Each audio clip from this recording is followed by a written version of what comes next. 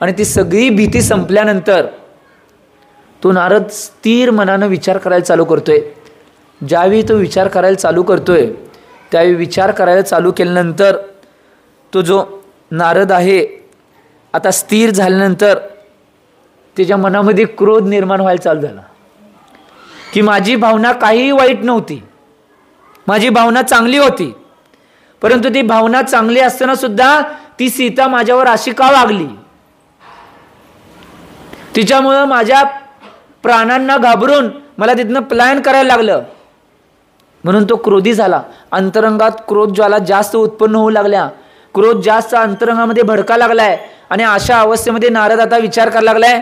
आणि नारद अशा अवस्थेमध्ये विचार करतोय आणि तो म्हणतोय, मनामध्ये परत विचार करतोय की माझी आत्ता जी अवस्था झालती ती अर्ध मेल्यासारखी झालती, तरी सुद्धा त्या सीतेने माझा विचार केला नाही, तिथल्या द्वारपालांनी आणि सैनिकांनी माझा विचार केला नाही.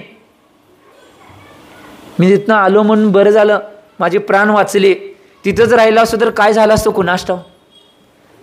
अशा भावना मनामध्ये करतोय, तरी सुद्धा त्या क्रोधाला तो रोखण्याचा आणि आवरण्याचा प्रयत्न करायलाय. परंतु क्रोध काय, त्या क्रोधाच्या ज्वाला आहे त्या आपोआप उठायला लागल्यात आणि भडकाल्यात. आणि त्या भडकत असताना आता तो मनामध्ये विचार करतोय आणि तो विचार केल्यानंतर त्याच्या तोंडून एक शब्द जातात की ती पापिनी सीता आता कुठं जाईल.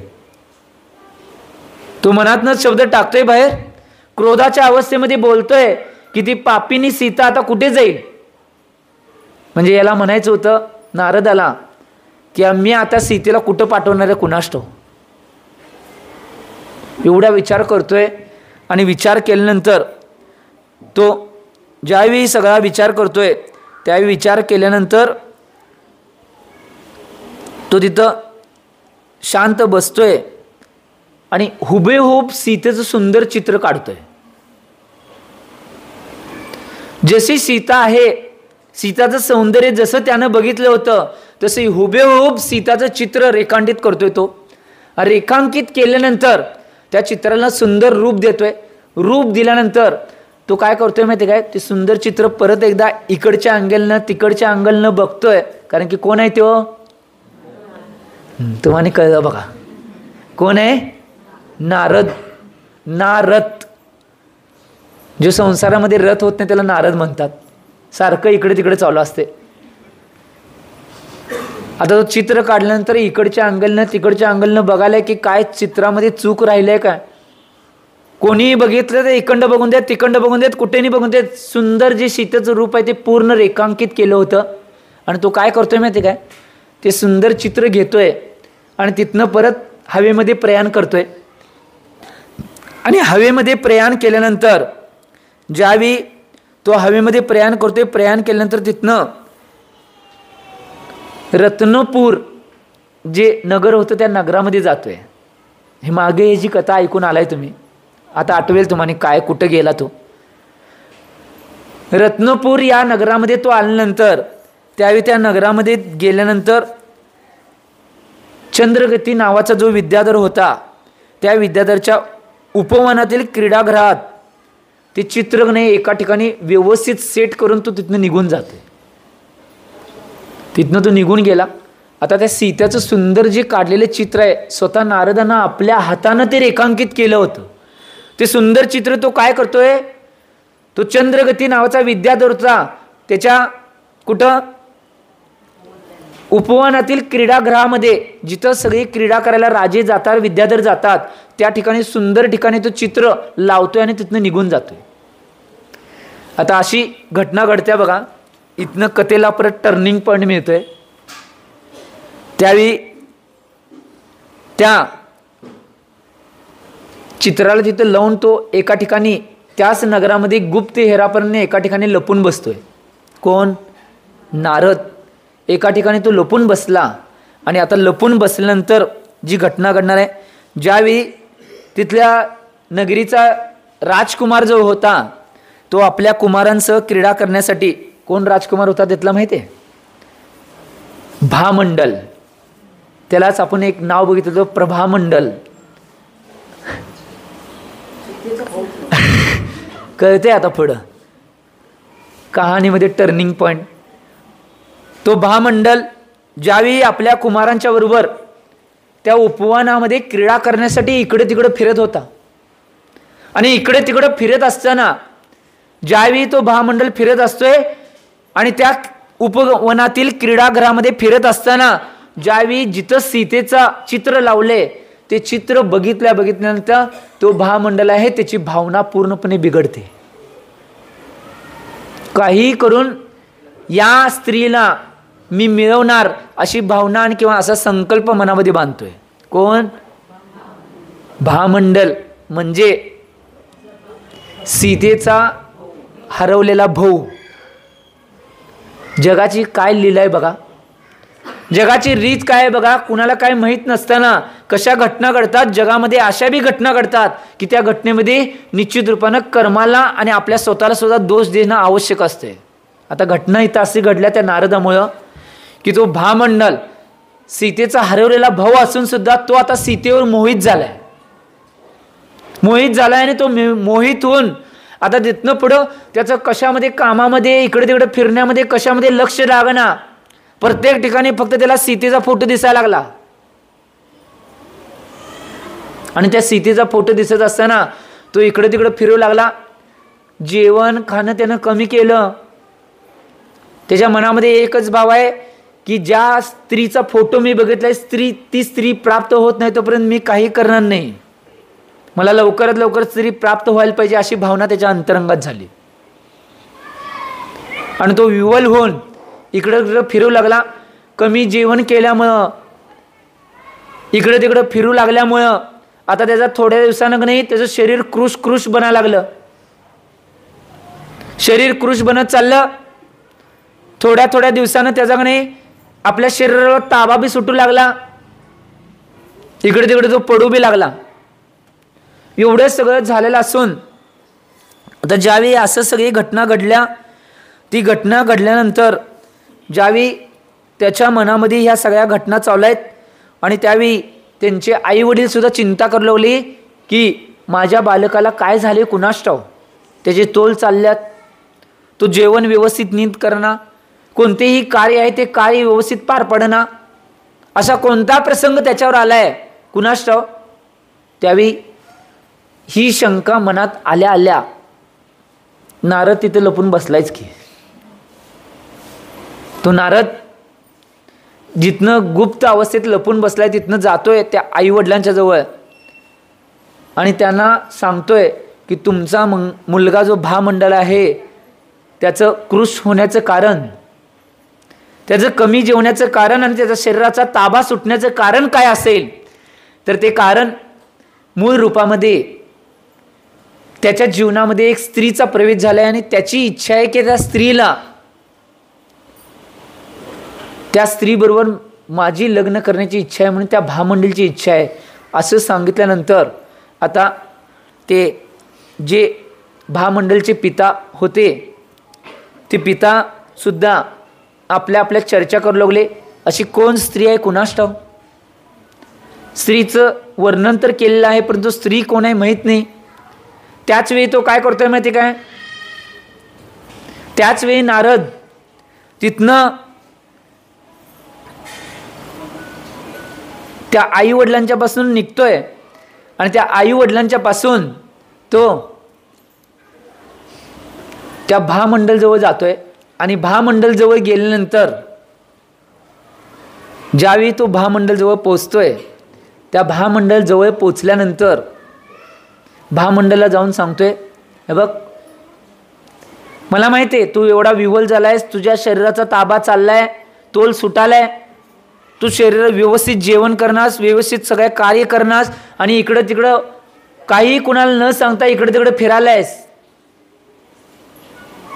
या सगळ्या गोष्टीतून तुला वाचायचं असेल तुझ्याकडे एकच पर्याय की ज्या स्त्रीची इच्छा मनात तू करलायस त्या आई वडिलांना जाऊन सांग की त्या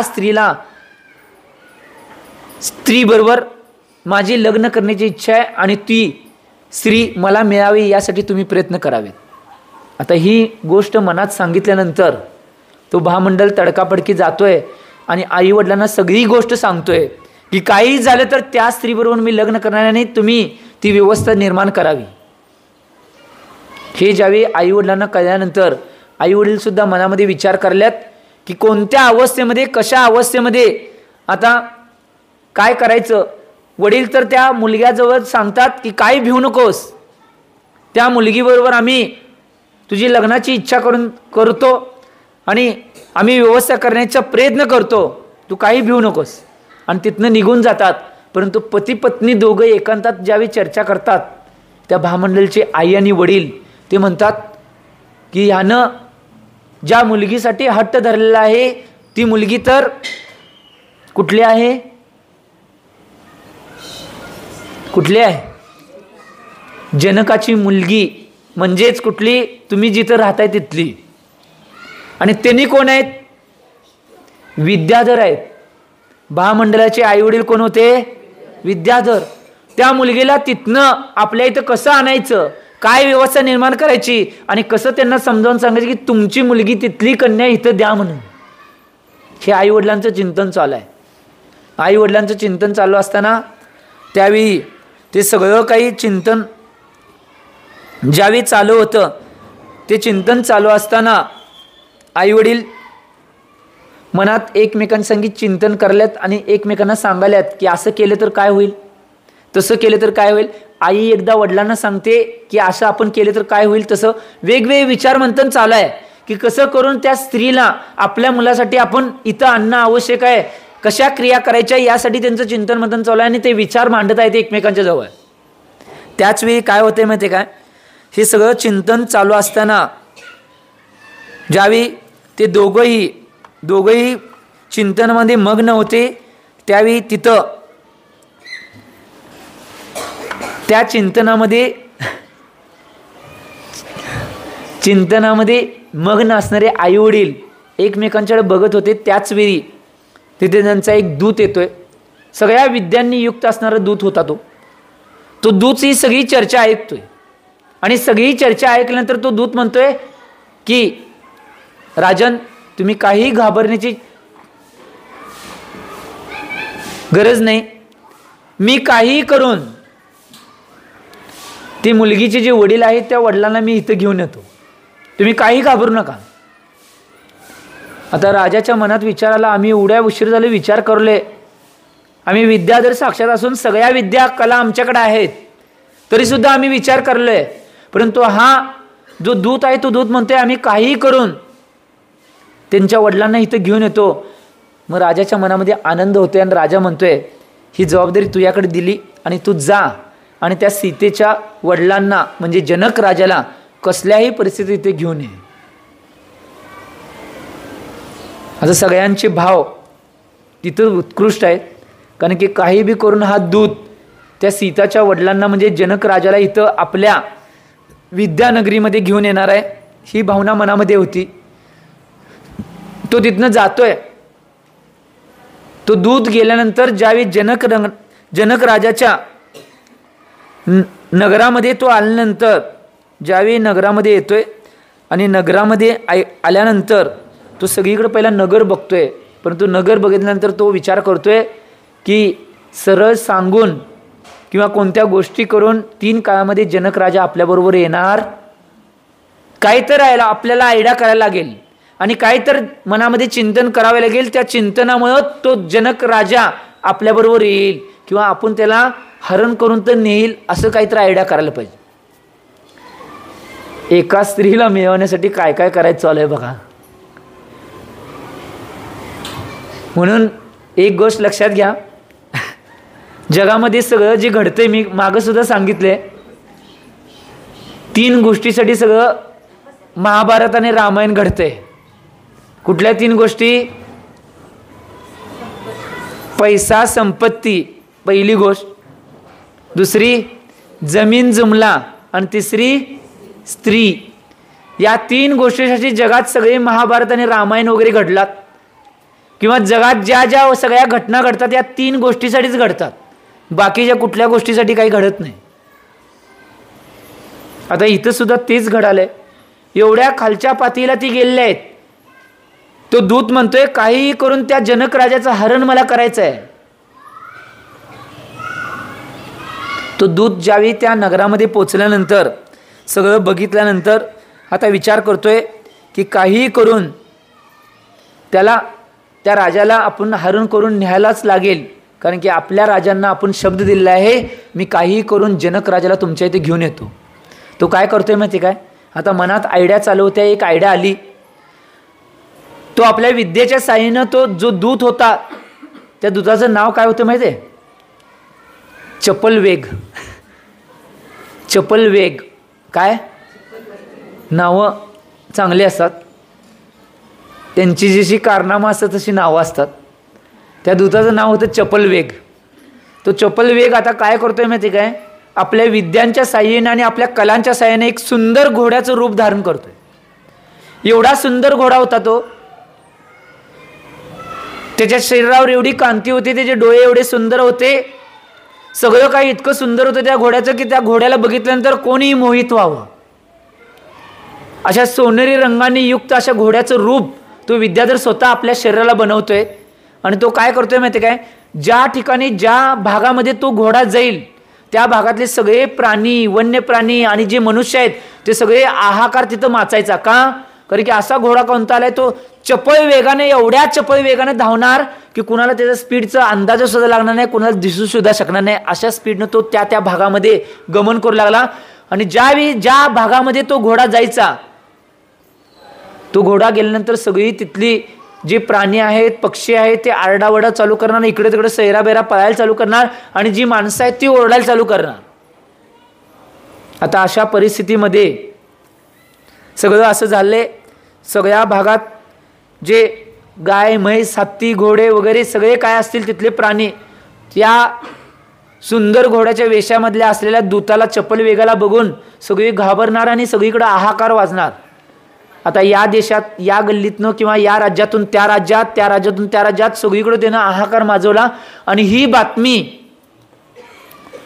सगळ्या मंत्र्यांनी मिळून जनक राजाजवळ पोहोचवली की हे राजन, तुमच्या नगरामध्ये एक असा सुंदर घोडा आलाय की त्या सुंदर घोड्याच्या वेगामुळे सगळे आश्चर्यचकित आहेत, सगळे प्राणी आहाकार माचवाल्यात, उद्गीर माजवाल्यात आणि इकडे तिकडे सैराबेरा पळण्याचा प्रयत्न करल्यात. आणि त्यामुळे माणसांची व्यवस्था सुद्धा सुपूर्ण देशातली बिघडत चालली आहे. याच्यावर काहीतरी तुम्ही उपाय करावा.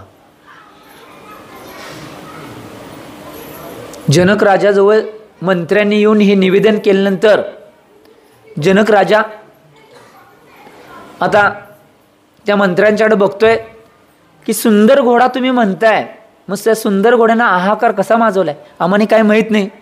आम्ही प्रयत्न केला बघण्याचा, परंतु काही कळलं नाही, कारण की तो त्याचा वेग एवढा आहे, त्या वेगामध्ये तो काय आहे कसा आहे दिसतच नाही. परंतु काही जणांनी त्याला बघितलंय, तो अतिशय सुंदर आहे. आता जनक राजा विचार करतोय की काही करून जे आपल्या देशावर आलेले संकट आहे, आपल्या प्रजेवर आलेले जे संकट आहे, ते संकट दूर करणं हे राजाचं कर्तव्य आहे. तो काही ठराविक मंत्र्यांना आणि शूरवीर पराक्रमी सैन्यातली काही लोकांना तो आपल्या जवळ घेतोय आणि जवळ घेऊन तो जनक राजा विचार करतोय की काही करून त्या सुंदर घोड्याला आपल्याला पकडायचं आहे किंवा सुंदर घोड्याला आपल्याला आपल्या देशातून बाहेर काढायचं आहे. अशी विवंचना केल्यानंतर ते सैनिक, पराक्रमी सैनिक सुद्धा म्हणतात की राजन, तुम्ही त्याला हाकलून काढणं किंवा पकडण्याचं गोष्टी करायला आहे, परंतु बऱ्याच जणांनी त्याला बघितलेलं आहे, बऱ्याच जणांनी त्याला पाहिलेलं आहे, त्याचा एवढा स्पीड आहे, त्याची गती अशी आहे की त्या गतीला कोणीही आपला सैनिक, कोणीही राजा, कोणीही मंत्री आणि कोणीही पराक्रमी सैनिक सुद्धा त्याला पकडू शकत नाहीत. असा काय घोडा आहे ते बघायचं आहे. म्हणून आता जनक राजा स्वतः त्या मंत्र्यांना म्हणतोय, तुम्ही बाजूला राहा, तुम्ही सैनिक बाजूला राहा, मी बघतो. त्यावेळी तो जनक राजा त्या घोड्यासमोर ज्यावेळी जातोय आणि गेल्यानंतर त्या घोड्याजवळ पोचल्यानंतर जनक राजा पोचल्यानंतर जनक राजानं ज्यावेळी घोड्याला बघितलं, घोड्याला बघितल्या जनक राजा इतका आनंदित झाला की एवढा सुंदर घोडा आहे आणि सगळीजण उगाच त्या घोड्याच्या नावानं काय करल्यात, ओरडत आहेत. परंतु ज्यावेळी जनक राजा बघतोय की हा सुंदर घोडा इकडे तिकडं पळण्याचं काम करत आहे, त्यावेळी काय करतोय, जनक राजा पुढे जातोय, धाडस बांधतोय आणि त्या घोड्यावर बसण्याचा प्रयत्न करतोय. त्यावेळी घोडा, ज्यावेळी जनक राजा त्याच्या घोड्यावर बसण्याचा प्रयत्न करतोय त्यावेळी तो घोड्या वेशामध्ये असलेला दूत आपल्या जागेवर स्थिर होतोय. तो जनक राजा बसल्यानंतर आता त्या घोड्याला जनक राजानं काबू केले असे जनक राजाची सगळीकडे वाहवा होते.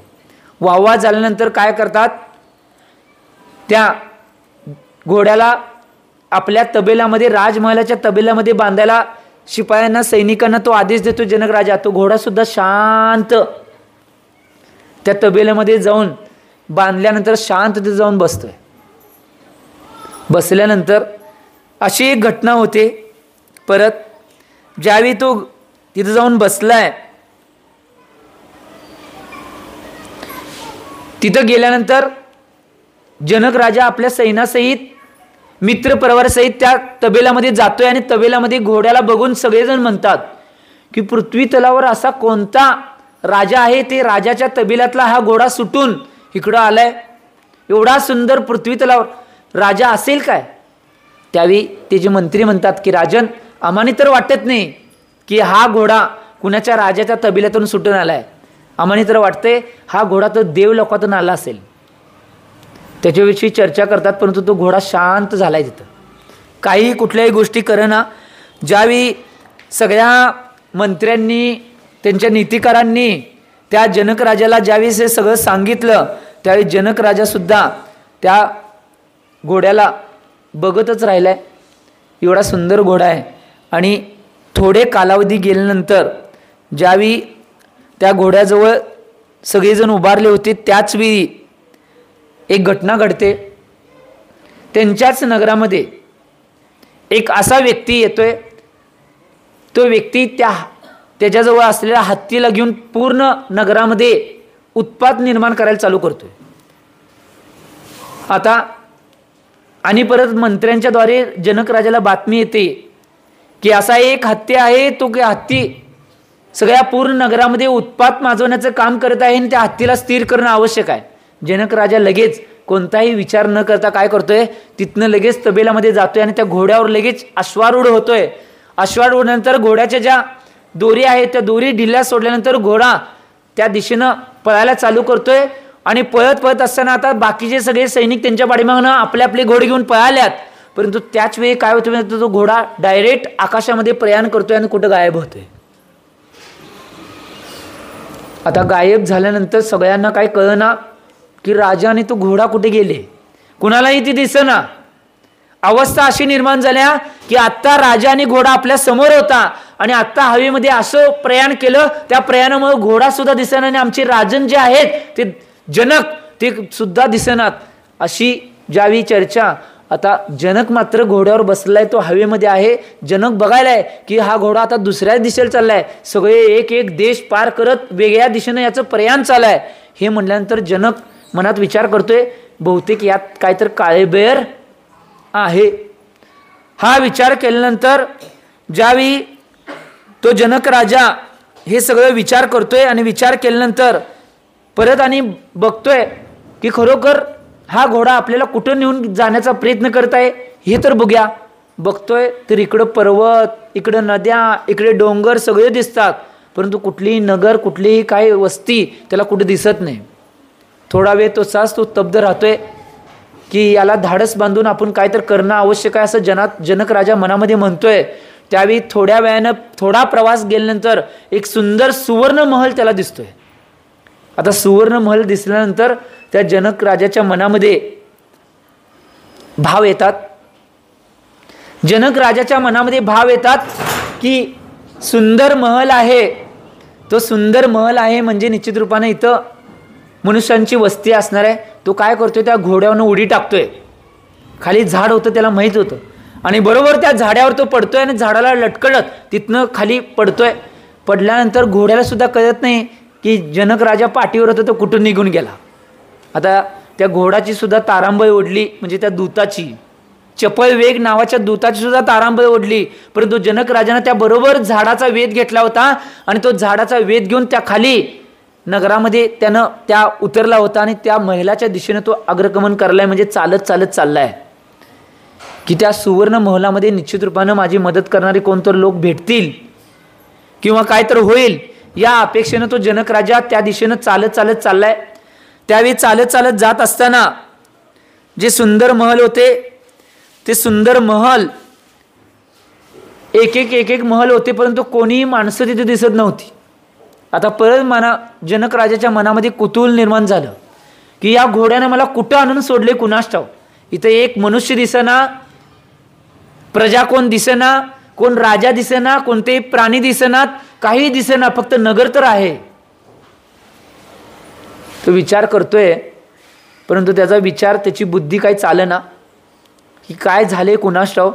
आता ह्या सगळ्यांच्यावर मला मात करणं आवश्यक आहे असा विचार करतोय. आणि तो सुंदर झाडं, सुंदर वेली यांनी वेढलेल्या एक रस्त्याच्या मध्यातून जातोय. पुढं पुढं जात असताना त्याच्या मनामध्ये कुतूहल निर्माण होत असते, आता काय पुढं होणार आहे कुणास ठाऊक. परंतु त्यातनं रस्ता काढत गेल्यानंतर पुढे गेल्यानंतर एक सुंदर, बरोबर त्या सगळ्या झाडांच्या आणि त्या रस्त्याच्या बरोबर मध्ये एक सुंदर असा राजभवनाची सगळी व्यवस्था तिथं उपस्थित होती. परंतु तरीसुद्धा राजभवनाची व्यवस्था होती, परंतु त्या सरळ स्वभावाच्या जनक राजाने आपल्या उजव्या हातामध्ये आपल्या जवळ असलेली तलवार पहिला धारण केली. कारण की आपण राजभवनामध्ये चाललोय, तिथं कोणी आपल्यावर जर आक्रमण केलं तर त्या आक्रमणापासून आपण वाचायला पाहिजे या अपेक्षेनं त्या जनक राजानं आपल्या हातामध्ये तलवार धारण केली. आणि तो सिंहासमान निर्भय होऊन आता भाव केल्या, काय बी झालं तर सगळ्या संकटांना मला सामोरं जायला नाही, कारण की त्या घोड्यानं मला कुठं आणून सोडले कुणास ठाऊक. सिंहासमान भाव मनामध्ये आणले, काय होईल त्याला सगळ्याला तोंड द्यायचंय, सामोरे जायचंय. आणि तो त्या सिंहासमाने निर्भय होऊन त्या गोपूर नावाच्या नगरामध्ये त्यांना प्रवेश केला. त्या गोपुरामध्ये प्रवेश केल्यानंतर बघतोय की इकडे तिकडं आता त्या महलात आणि त्या नगराच्या व्यवस्थेमध्ये सगळी पाना फुलांनी बहरलेली सगळी वृक्ष होते, सुंदर सुंदर फळांनी बहरलेले वृक्ष होते. आता हा बघायलाय अजून सुद्धा एवढं सगळं वृक्ष असून पानं फुलं सुंदर आहेत, फळं सुंदर लागलेले आहेत, तरी सुद्धा कोण व्यक्ती दिसेना. मनामध्ये कुतूहल अजून वाढलंय आणि तो भिडलेल्या अवस्थेमध्ये आहे. आता तलवार आणि परत धारून तो म्हणतोय काही करून मला नाही कुठं तरी इथं प्रवेश करायला लागणार आणि कुणाची तरी मदत घ्यायला लागणार. म्हणून तो त्या फुलांनी जडलेल्या नगरीमध्ये बघत बघत आणि रत्नांच्या आणि सोन्यांच्या पायऱ्या असलेल्या विहिरी पाहिल्या त्यानं नगरात. त्या विहिरी कसल्या आहेत? त्या विहिरीला पायऱ्या आहेत, त्या रत्नांच्या आणि सोन्याच्या पायऱ्या आहेत. तुमच्या देशात कुठं आहे काय? किनी नगरात तर आहेत काय? कुठं तर तिजोरीत ठेवलं असलं तर ते बी पायऱ्या ठेवल्या नसेल, उगाच गुंजभर इकडं एवढं तोळा लय ते 4 तोळा एवढंच. परंतु जिथं तो राजन जनक राजा पडलाय तिथं नगर असं वसलेलं आहे की त्या विहिरी, ज्या नगरामध्ये विहिरी आहेत त्या विहिरींना नाही हिऱ्याच्या आणि सोन्याच्या पायऱ्या आहेत. सगळी व्यवस्था तिथं आहे. तो गेलाय आणि त्यातलं पाणी ज्यावेळी जवळ जाऊन बघतोय आता त्याला कुतूहल निर्माण झालं. विहिरी एवढ्या सुंदर आहेत कारण की त्याच्या पायऱ्या कशाच्या आहेत? रत्नाच्या आणि सोन्याच्या आहेत. पाणी कसं असेल? तो पाणी बघायसाठी विहिरीजवळ जातोय तर त्या स्फटिकापर्यंत शुद्ध पाणी त्यामध्ये होत. तुम्ही असता तर काय केलं असता?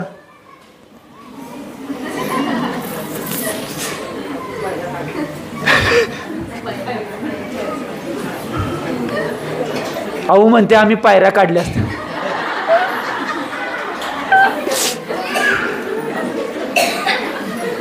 कोण जर सुंदर व्यक्ती गेला असता तर सुंदर व्यक्ती पायऱ्या काढायला बघणार नाही. हो, एवढे स्फटिकासारखं सुंदर पाणी आहे, ते पाण्याकडे जाईल का पायऱ्या बघत बसणार? कारण की जीवनदायी काय आहे तर पाणी आहे. सोनं खाऊन काही पोट भरणार आहे वे? परंतु तिथनं घेऊन यायचं म्हणून पायऱ्या काढल्या असतं म्हणा. एक गोष्ट लक्षात घ्या. आणि तिथलं त्या नगराचं वैभव कोण कोणाला नेऊन देईल वय? तुमच्या घरातलं एक गुंज सोनं घेऊन देणार नाही आणि तुम्ही विहिरीच्या पायऱ्या काढणार वय? ही गोष्ट लक्षात घ्या. बघितला स्फटिकाप्रमाणे स्वच्छ होतं. त्याने अत्यंत विशाल अशा कुंद फुलाचे मांडव पाहिले. आता तिथं मांडव बी होते, ते फुलांचे मांडव घातले होते. आम्ही कापडाचे मांडव घालतोय. त्यांनी त्या नगरामध्ये जे जे लोक जिथनं ये जा करतात त्या ये जा वाटेसाठी कुंद फुलाचे मांडव घातले होते. आणि ते फुल बी कसे होते सांगतो की पुढे येणार आहे अजून. तर त्या फुलांचे मांडव पाहिल्यानंतर अत्यंत रमणीय असं सुगंधयुक्त त्याची पानं, फुलं आणि सरळ सरळ वेगवेगळ्या माध्यमातून आवाज येत होता. ते आवाज कशाचा येतोय म्हणून तिकडे लक्ष गेलं तर सुंदर सुंदर भुंगे सुद्धा तिथं होते. आता जरा जीव आला बघा. भुंग पाहिल्यानंतर, भुंगे बघितल्यानंतर आता जरा मनामध्ये जीव आला. कोणता तर जीव दिसला, कोणा प्राणी कीटक दिसला म्हणून मनामध्ये आता त्याच्या मनामध्ये जे कुतूहल होतं ते कुतूहल थोडं कमी झालं. कारण की एवढी सगळी सोन्याची नगरी, हिऱ्याने मडवलेली नगरी, त्या नगरीमध्ये मी कुठं गेलोय कुणास ठाव, कुठं पडलोय कुणास ठाव, वरनं उडी टाकले आणि कुठं पडलोय, काय माझं होणार आहे म्हणून तो कुतूहलामध्ये होता. आता एक जीव भुंग्याचा दिसल्यानंतर त्याच्या मनामध्ये जरा विश्रांती आणि शांती आली. ज्यावेळी आता त्याच्या पुढे जाऊन भुंग्याची एक नुसता भुंगा बघितल्यानंतर त्यावेळी भुंग्याच्या दिशेनं बघायला तर भुंग्यांचे थवे थवे दिसले. त्यांचं सुमधुर संगीत भुंग्यांचं त्याच्या कानामध्ये पडाले. आता तो मनामध्ये त्या संगीतामुळे आणि परत आनंदित झाला. मगाच्याने एक बी भुंगा, एक बी पक्षी, एक बी प्राणी दिसत नव्हता, एक मनुष्य दिसत नव्हता. आता भुंग्याचा थवा दिसला, त्यांचं संगीत ऐकू आलंय. म्हणजे निश्चित रूपाने मी चांगल्या ठिकाणी, योग्य ठिकाणी आलोय अशी भावना तो मनामध्ये करला. त्यानंतर आपले तेजस्वी नेत्र विस्फारून त्याने माधवी लताच्या उंच उंच जाळ्यामधून एक सुंदर भवन पाहिले. तिथं लता होत्या, ज्या लता वेली, त्या वेलींच्या मधून एक सुंदर असं जे भवन होतं. त्या भवन बघितल्यानंतर ते भवन मोत्यांच्या जाळ्यांनी सुशोभित असं होतं, रत्नांच्या खिडकांनी युक्त होतं. आणि त्या मंदिराने, म्हणजे त्याला तो आता भवनाला भवन म्हणायचं विसरला, काय म्हणालाय, मंदिराने एका प्रचंड अशा सुवर्णस्तंभाचा आधार घेतला होता. निरनिराळ्या रूपांनी व्याप्त झाले होते. त्याची कांती मेरू पर्वताच्या शिखरासारखी होती. अशा ठिकाणी तो येऊन बसलाय की एवढं सुंदर भवन दिसाले. त्याची जी कांती मेरू पर्वताच्या शिखरासारखी होती, त्याचा पाया वज्रासारखा मजबूत होता. आणि ते भवन पाहून राजा जनक विचार करू लागला की हे आकाशातून पडलेले देवीमान तर नाही नव्ह का. काय म्हणाले बघा ते, आता आकाशातून पडलेलं देव विमान तर नाही नव्ह का. एवढं सुंदर असं दिसालंय आणि ते सुंदर एवढं आहे, ते देव विमान तर नाही नव्ह का अशी मनामध्ये तो भावना करलाय. परंतु भावना करून काय उपयोग होणार नाही. त्यावेळी हे सगळं बघितल्यानंतर तो परत म्हणतोय की बहुतेक दैत्यांनी इंद्राच्या विमानाला पळवून आणले वाटतं असं वाटायले त्याला. त्याच्या मनामध्ये वेगवेगळे कुतूहल आहे, ते कुतूहल निर्माण होले, तो व्यक्त करलाय. मनामधले सगळे कुतूहल व्यक्त करलाय की त्याला वाटले इंद्रांच्या विमानाला दैत्यांनी पळवून आणले आणि इथं टाकले वाटतं असं तो मनात भावना करलाय. परंतु एवढं सगळं करून ज्यावेळी तो त्याला आणि परत काय वाटायला लागलं, पाताळातून वर आलेले नागेंद्राचे भवन आहे काय, कुणास ठाऊक मनात प्रश्न आल्यात. परंतु कशाचं उत्तर काय गावना. तुम्ही ज्यावेळी घरामध्ये वेगवेगळे विचार करताय, उत्तर गावत नाही, तशी अवस्था आता ह्याची झाल्या. परंतु अवस्था झाल्या आणि आमचं टायमिंग बी संपले. उद्याच्या भागामध्ये आचार्य भगवान परत त्या सुंदर अशा भवनांचं आणि त्या आता पुढची अवस्था काय आहे याचं सुंदर वर्णन उद्याच्या भागामध्ये आचार्य भगवान रविसेन स्वामीजी करणार आहेत. कारण की जोपर्यंत तुम्हाला मालिकेमध्ये पुढला भाग आहे काय कळत नाही, मालिका बघायला येत नाही तुम्ही. तसंच आचार्य महाराजांनी सुद्धा मधीच आता पूर्ण तुम्हाला की नाही सगळं सांगून ठेवले. परंतु पुढं आता काय होणार आहे हे मनामध्ये आचार्य भगवंतांनी रोखून ठेवलेलं आहे की आमच्या या पुढच्या भागामध्ये आचार्य भगवंत सांगणार आहेत की कशी अवस्था त्या राजाची आणि त्या गोष्टीची निर्माण होणार आहे. हे उद्याच्या भागामध्ये आचार्य भगवान या रामकथेच्या माध्यमातून सांगणार आहेत. तुम्ही याच्यातून एवढाच बोध घ्यायचा आहे की जीवनामध्ये कुठल्या व्यक्तीला कसा प्रसंग येईल हा कर्म सिद्धांत जर आम्ही शिकला, कुणाची अवस्था कधी काय निर्माण होईल, कुणाची अवस्था कधी काय चांगली होईल हे 3 काळात सांगू शकत नाही. आणि ते कोण करत असेल तर कोण व्यक्ती करत नाही, त्यांचं कर्म करतंय. आम्ही काय करतोय त्या व्यक्तीला दोष देतोय, परंतु व्यक्तीला दोष न देता त्या कर्माला दोष देणं आवश्यक आहे, ज्या कर्मामुळे ते सगळं त्या व्यक्तींना भोगायला लागतंय. हा कर्म सिद्धांत आजच्या भागातून जर आम्ही घेतला तर निश्चित रूपानं आमचं कल्याण झाल्याशिवाय राहणार नाही.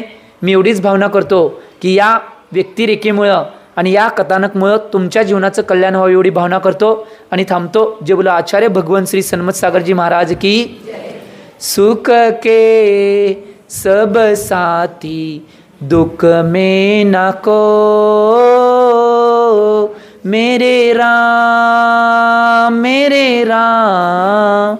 तेरा नाम एक साचा दूजा न को, मेरे राम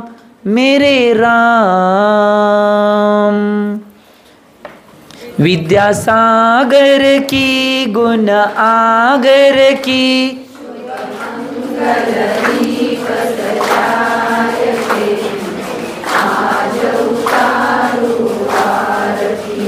सन्मति सुन आगर की,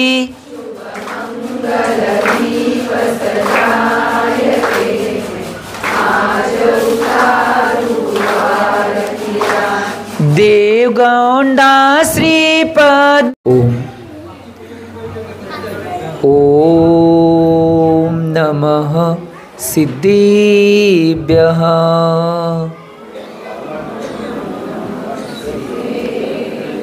ओम नमः सिद्धिभ्यः.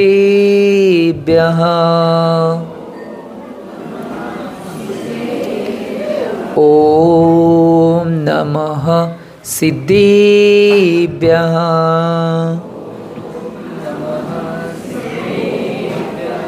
श्री राम कथा सुनाएंगे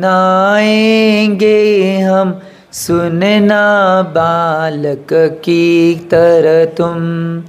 श्री शांति विद्या सन्मति के नंदन, भूल अगर हो जाए तो इस बालक को क्षमाही कर देना तुम ही तुम. श्री राम कथा सुनाएंगे हम, प्रभु राम उर में आएंगे. जय श्री राम जय श्री राम कहना ही होगा. दो भाइयों ने कुर्सी त्यागी, तभी रामायण है घटी. जय श्री राम जय श्री राम ही कहना है. अपने घर में महाभारत नहीं, रामायण की करो तैयारी. जय श्री राम जय श्री राम ही कहना है. जो बोलो 24 भगवान की. देवादेव मूलनायक 1008 बाल ब्रह्मचारी पार्श्वनाथ भगवान की. देवादेव मूलनायक 1008 बाल ब्रह्मचारी 1008 कुंतुनाथ भगवान की. देवादेव मूलनायक 1008 बाल ब्रह्मचारी मल्लीनाथ भगवान की. सिद्धांत शास्त्र की 20वीं सदी के प्रथमाचार्य चर्चागोती समाधि सम्राट गुरुनाम गुरु आचार्य श्री शांति सागर जी महाराज की. संत शिरोमणि आचार्य गुरु श्री विद्यासागर जी महाराज की. प्रातस्मरणीय शांतमूर्ति वात्सलत्नकर आचार्य गुरुदेव श्री सन्मत सागर जी महाराज की. मम दीक्षा गुरु युवा स्मरण क्रांति रत्न आचार्य गुरु श्री चंद्रसागर जी महाराज की. परम पूज्य आचार्य गुरु श्री समय सागर जी महाराज की. अहिंसामय विश्व धर्म की.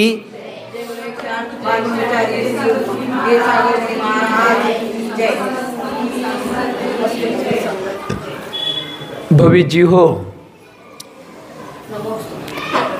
कालच्या परवाच्या पर्वामध्ये आचार्य भगवान रविसेन स्वामीजी आपल्यासमोर दशरथाचे कुशाग्र क्षत्रिय पुत्र श्रीराम आणि लक्ष्मण यांनी म्लेंचांच्या केलेल्या पराजयाचं वर्णन आचार्य भगवंतांनी केलं होतं की जीवनामध्ये पहिलंच युद्धाचा प्रसंग आणि त्या युद्धाला सामोरे जाऊन अतिशय धैर्याने त्यांनी युद्ध ते जिंकून दाखवलं आणि आपल्या नावाची आणि आपल्या कुलाची आणि वडिलांची पूर्ण कीर्ती सगळ्या विश्वामध्ये ज्यांनी पसरली त्यांचं वर्णन आचार्य भगवंतांनी परवादीच्या भागामध्ये केलं होतं. आणि पुढच्या पर्वामध्ये आता आचार्य भगवान अतिशय उत्कृष्ट असा प्रसंग आपल्यासमोर ठेवणार आहेत की त्या प्रसंगामुळं श्रीराम कथेला परत आणि कलाटणी मिळणार आहे. कारण की आचार्य भगवान सगळ्या दृष्टीतून सगळ्या दृष्टिपातातून तुम्हानी श्रीरामांची कथा उत्कृष्ट रीतीनं समजावून सांगण्याचा प्रयत्न करत आहेत. आता प्रसंग असा आहे, ज्यावेळी श्रीराम आणि श्री लक्ष्मणाने आपल्या उत्कृष्ट युद्धकलेनं, आपल्या अंगात असलेल्या क्षत्रिय भावनेनं आणि आपल्या विद्येच्या द्वारे त्यांनी त्या म्लेच्छांचा पराजय केल्यानंतर पूर्ण विश्वामध्ये सगळेजण आनंदित झाले होते आणि त्यांच्या नावाची ख्याती पसरली होती. ती ख्याती पसरली असताना सगळ्यांनाच श्रीराम आणि श्री लक्ष्मण या दोन नावांचं आकर्षण झालं होतं. त्याचवेळी एक पात्र असं होतं की त्या पात्राला सुद्धा या दोन नावाचं आकर्षण झालं होतं आणि तो पात्र सुद्धा यांच्या पराक्रमामुळे आनंदित होता. तो पात्र म्हणजे श्री नारद. नारदाला अतिशय आनंद वाटला आणि तो रामाची चर्चा सगळ्या ठिकाणी करू लागला. जाईल तिथं रामाच्या पराक्रमाची आणि लक्ष्मणाच्या पराक्रमाची कथा तो सगळ्यांना सांगू लागला की रामाने एवढा मोठा, श्री लक्ष्मणाने श्रीरामानं एवढा मोठा पराक्रम केलाय की साक्षात म्लेच्छांचा सुद्धा पराजय केला, अशा वार्ता तो सगळीकडे सांगू लागला. आणि त्या सगळ्या वार्ता करत असताना सगळीकडं त्या रामाच्या चर्चेशिवाय त्या नारदाला चैन पडना की एकच त्याच्या मनामध्ये. परंतु ज्यावेळी संपूर्ण जगामध्ये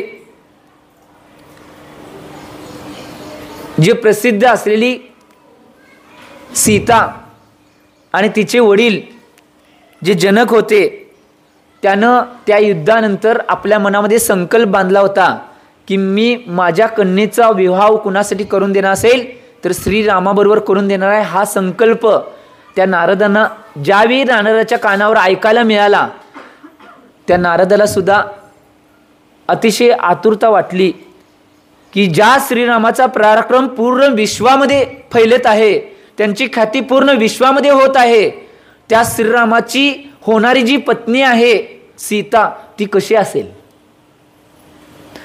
त्याची भावना उत्कृष्ट होती. त्या भावनेनं तो तडकात फडकी, कारण की तो हवेतच जात होता. नारद तुम्हाला माहिती आहे, लगेच तिथनं त्यानं प्रयाण केलं. ज्या जागेवर होता, ज्या नगरामध्ये होता, ज्या देशामध्ये होता, त्या देशातनं तो तिथनं तडकाफडकी हवेमध्ये प्रयाण केला आणि हवेतून जाऊन डायरेक्ट जनक राजाच्या नगरामध्ये येऊन त्या नगरामधील सीताचा जो महाल होता त्या महालामध्ये तो गेला. महालामध्ये गेल्यानंतर सीता एक हातामध्ये सुंदर रत्न घेऊन, तो रत्न आपल्या गालाजवळ धरून ती आपल्या सुंदरतेची आणि त्या रत्नाची एकमेकांशी तुलना करत होती की माझं शरीर सुंदर आहे का हा रत्न सुंदर आहे.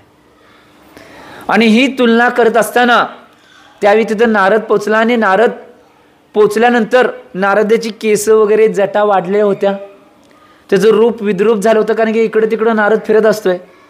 आणि त्याच वेळी ती सीता ते करत असते, त्याच वेळी तिथल्या आरशामध्ये त्या नारदाचं प्रतिबिंब पडल्यानंतर एकदम अशा विद्रूप अवस्थेमध्ये, केसांच्या अवस्थेमध्ये सीतानं बघितल्यानंतर सीता जोर जोरात ओरडत जाते, आई ग कोण आलं कोण आलं कोण आलं. आणि ती ओरडत इकडं तिकडं पळत सुटते. पळत सुटल्यानंतर तो नारद बी आता भिलेल्या अवस्थेमध्ये आहे. तो बी नारद काय करतोय, सीता जिकडं पळाले ते सीतेच्या मागणंच, कारण की नारदाची उत्कुट भाव काय होते, सीताचं सुंदर रूप बघायचं आहे. तो पाठीमानच पळायला लागला. आणि सीता मात्र आत महलामध्ये गेल्यानंतर, मेन महल कक्षामध्ये गेल्यानंतर तिथं जे द्वारपाल दासी वगैरे होत्या त्या सगळ्यांनी त्या नारदाला अडवलं. तरी सुद्धा नारद इकडे तिकडे प्रयत्न करून आत जाण्याचा प्रयत्न करलाय. त्याच वेळी आरडाओरडा चालू झाला की कोण असा व्यक्ती आला आहे, तो निश्चित रूपाने महलामध्ये, सीतेच्या महलामध्ये घुसण्याचा प्रयत्न करत आहे.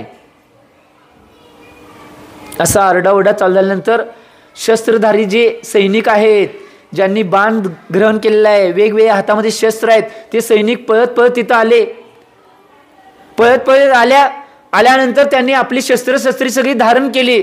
आता नारद बघायलाय की बहुतेक आता माझं काय खरं नाही. तो भिलेल्या अवस्थेमध्ये तिथलं त्याचे हात कापायला चाललेले, कारण की त्यांनी शस्त्र उगारले, आता शस्त्र चालवतात. म्हणून तो काय करतोय, तिथनं परत हवेमध्ये आणि प्रयाण करतोय आणि डायरेक्ट कैलास पर्वतावर जाऊन तिथल्या मंदिरामध्ये तो विश्राम घेण्यासाठी तिथं बसतोय.